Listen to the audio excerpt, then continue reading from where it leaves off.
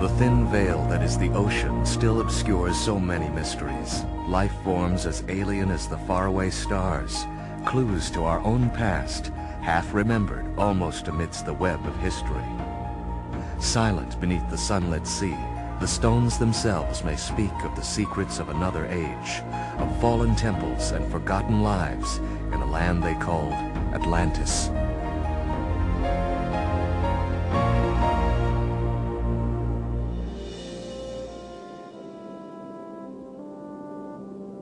Since man first entered the oceans to unravel its mysteries, one secret remains for the most part elusive. Scant clues as to the existence and location of lost Atlantis remain hidden within the depths, as if held in a timeless trust by the myriad creatures of the sea. From time to time, these guardians of the ages allow our eyes to glimpse a tantalizing piece of the puzzle. But as sentinels of a mystery as old as man himself, they grant us merely a dim and shadowed view through the narrow portal of history.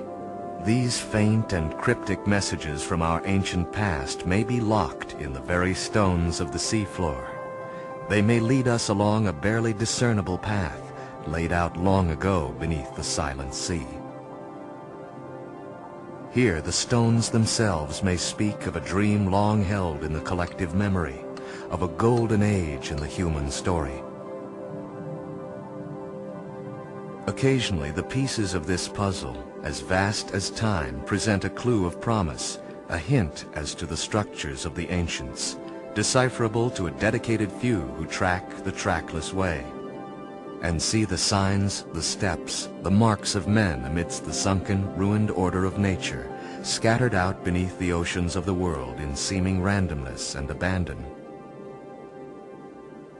This journey of rediscovery takes us towards the very center of our Earth in an attempt to unravel the fabric of time itself, to probe and pull from the depths the ancestral messages that may remain. By utilizing every conventional tool and every innovative technology that modern men devise, this science, sent seeking like a silver eye in space, scans the broad reaching of the ocean realm. Faint fragments of this mystery lie strewn upon the ocean floor, from the Azores to the Amazon, and on across the Grand Bahama Bank, where evocative sand-blown patterns, like hieroglyphs, lead the searchers on, sometimes shifting by storm or tide to reveal the possibility of a long-ago civilization. Perhaps the workings of some forgotten race with the reputation of gods and the limitations of men. The challenge is the decoding of a message transmitted through myth and legend down through the ages, and so often obscured by the retelling of the tale, by the passage of time, or the force of the elements themselves. What has been sent down to us intact, like some returning craft launched so long ago, and which some believe exists and still remains above and below the waves, is a name. That name is Atlantis, fabled mother of empires and cradle of cultures. Her influence and power spread across the oceans of the world, but as men with curiosity and conquest at heart, they spread out upon the earth and spawned the ancient cultures of the world. Those who subscribe to the theory of Atlantean expansion cite the mysterious megalithic structures of Europe as possible proof of contact. And it must be admitted that the similarities of culture and design, now separated by thousands of miles of open ocean, are, at the very least, striking and intriguing. To the west, the cultures of the Maya, Aztec, and Inca. To the east, the cultures of Egypt and India all pose unanswered questions as to their origin. If only the stones could speak, would they converse in a common language across the gulf of time and space? It is in the land of the pharaohs, Egypt, the crucible of civilization, that we find the first clear clues as to the existence, influence, and demise of Atlantis and its inhabitants. The Egyptians were the only people of antiquity who were well informed as to the history of Atlantis. 600 years before the birth of Christ, Solon, the great lawgiver of Athens, returned to Greece from a 10-year sojourn in Egypt. To the Egyptians, Greek civilization lacked continuity. They viewed the Greeks as children who had often lost their way, and apart from poetic myth, had no continuous record of previous millennia. Amongst Solon's newfound knowledge was a detailed history of the Atlantean age. His intention was to commit the tale to epic verse, but infirmity and death intervened. 200 years would pass before his descendant, Plato, one of the most profound thinkers and historians of the ancient world, would take up the task in his letters to Timaeus and Critias.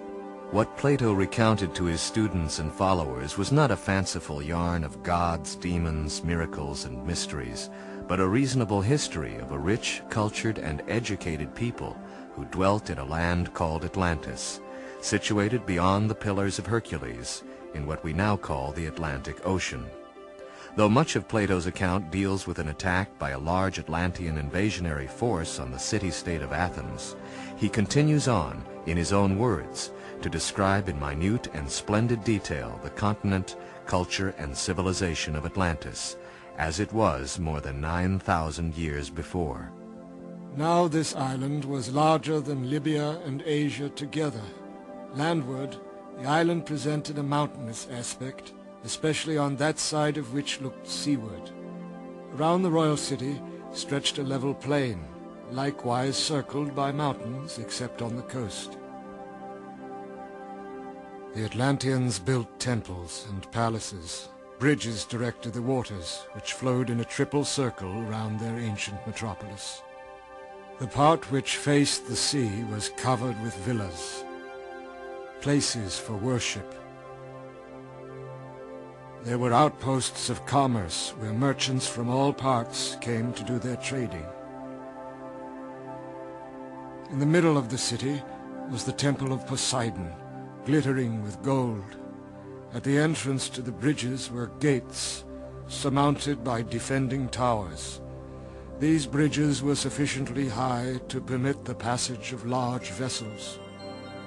Each of the 2 zones of the city was filled with temples, shrines, groves, and gymnasiums. All around the city stood golden images of all the descendants of the Atlantean kings, together with many statues of royalty and private persons from foreign parts that were in subjection to the Atlantic island.